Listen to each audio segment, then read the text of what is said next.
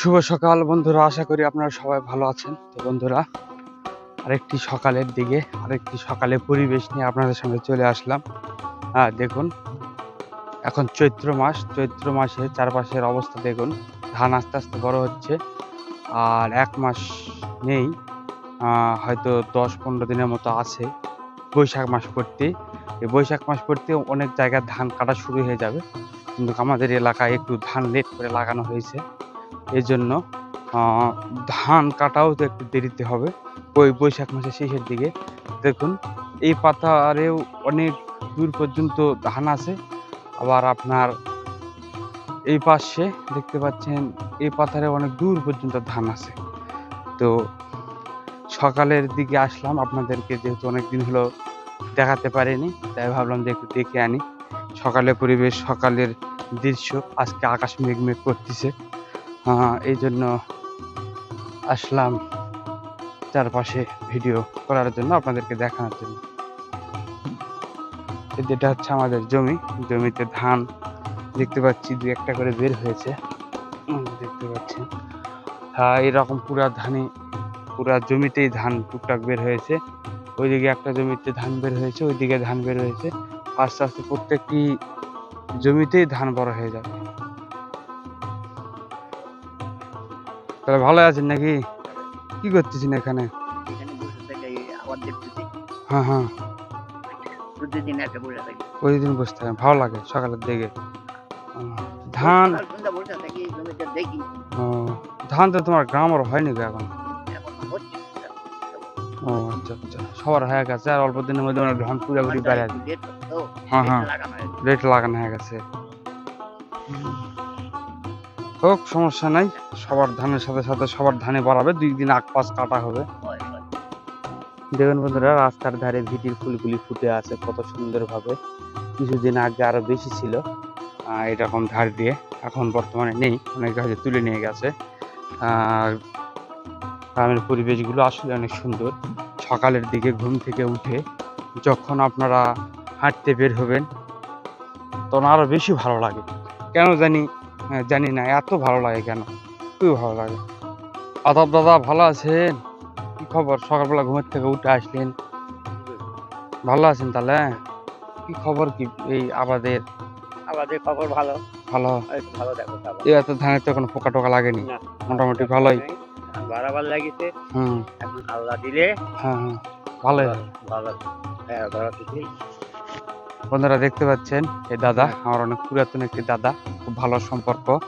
ব্যবসা বাণিজ্য চাপ তাদের সাথে দেখা হয় না, আজকে সকালবেলা ঘুম থেকে উঠে জমিতে এসে দাদার সাথে দেখা হয়ে গেল, খুব ভালো লাগতেছে। দাদার শরীর কেমন এখন? এখন ভালো আছে। ভালো আছে না? সুস্থ আছে? কয়েকদিন আগে শুনলাম যে ইয়ার ছিলেন ওই জিয়া মেডিকেলে, এখন সুস্থ আছেন না? তো এখন খাওয়া দাওয়া কোথায় হচ্ছে? বেটা রেডি, বেটা বিদেশ যাবে যাবে যাবে না? যাক, শুধু যাই, দেশের তো সে পরিস্থিতি, সবাই তো সেভাবে মানে টাকা পয়সা ইনকাম করে পারতেছে না। ওই যদি পারে ভালো বাইরে থাকা, সবাই, আমি চাই সবাই ভালো থাক, সুস্থ থাক। দাদা ভালো থাকো তাহলে।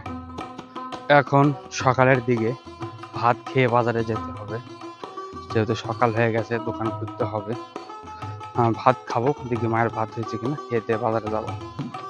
কত সুন্দর 2টা জবা ফুল এখানে ফুটে আছে, খুব সুন্দর লাগতেছে। আজকে সকালের দিকে ভাত খাচ্ছি, সিদ্ধ ভাত। এই সিদ্ধ ভাত খেয়ে বাজারে যাব। এই দেখতে পাচ্ছেন, আলু সিদ্ধ ভাত সকালে খেয়ে বাজারে যেতে হয়। সকালে এই সিদ্ধ ভাতটা বেশি খায়, কেন এত সকালবেলা অন্যান্য তরকারি বেশি খাওয়া যায় না, এই জন্য সিদ্ধ ভাত খেয়ে বাজারে। এখন সকালবেলা যাব বাজারে গিয়ে দোকান খুলতে হবে। সকালের দিকে তো প্রতিদিন যাই, বাজারে গিয়ে বাজারের ভিডিওগুলো দেখতে পাবেন। 1 লিটার দেন আজকে, আর কালকে তোলা হয়নি গো, আজকে 1 মারিয়া দেন। এখন আর সেই দিন নাই, এখন ওজা পার হয়ে গেছে, এখন ফাটাফাটির দিন। এতদিন ওজার মধ্যে পান সুপারি খেলো না মানুষ, এখন খালি করছে দাও, ওরে আগে দাও, অন্য কিছু পরে। লাচ্চা সিমাই খুব খেলো, এখন খালি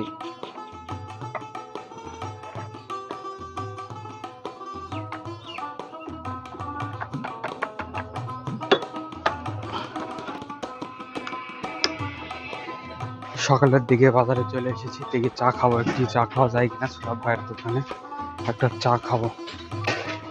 বড় ভাইটা চা দাও বড় ভাই।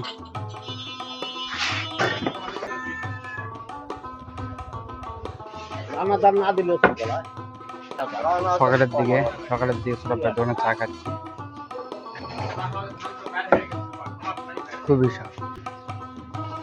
বন্ধুরা সকালের দিকে দোকানে এসে বসলাম, দোকান খুলেছি, দেখতে পাচ্ছেন দোকানে মালামাল সাজানো আছে। সকাল থেকে এখনো বাজারে বেচা কিনা নেই, আস্তে আস্তে বেচা কিনা হবে, সকালে বাজারে মানুষজন আসবে। আর এই পাশে দেখতে পাচ্ছেন আমার দুলা ভাই সকালবেলা এসে বসে আছে আর গল্প সল্প করতেছে। যতন দোকান খুলেছে সবাই মোটামুটি দোকান খুলতেছে। এই হচ্ছে আদমদিঘি বাজারের দৃশ্য। আজকে শুক্রবার, আপনারা তো জানেনই, আর তাও বললাম আজকে সকাল থেকে মোটামুটি বাজারে ভালো মানুষজন হয়। বন্ধুরা দুপুরের দিকে বাজার ফাঁকা, শুক্রবার দিন দেখতে পাচ্ছেন পুরো বাজারে লোক নেই, সব দোকান বন্ধ। এখন আমি বসে আছি। আপনার হচ্ছে আজকে শুক্রবার দিন, যেহেতু 1টার দিকে সবাই চলে গেছে, এখন দোকান বন্ধ করে আমি যাব হচ্ছে হরিবাসরে। আজকে হরিবাসর হচ্ছে। আর এতক্ষণ হলো বসে থাকার কারণ হচ্ছে আমি 100 টাকা বিক্রি করতে চেয়েছিলাম, কিন্তু সৃষ্টিকর্তা আমাকে তার থেকে 3 গুণ বেশি দিয়েছে। আমি 100 টাকা আরো বিক্রি করার জন্য আমি দুপুরবেলা একাই বসেছিলাম, কিন্তু সৃষ্টিকর্তা আমাকে 450 টাকা বিক্রি করার ক্ষমতা দিয়েছে। সৃষ্টিকর্তার কাছে অসংখ্য ধন্যবাদ। এই জন্য বলে ধৈর্যের ফল মিঠা হয়। সবাই চলে গেছে, আমি যাইনি, এই জন্য মোটামুটি 450 টাকার মতো বিক্রি করলাম, যেখানে 100 টাকা বিক্রি করতে চেয়েছিলাম।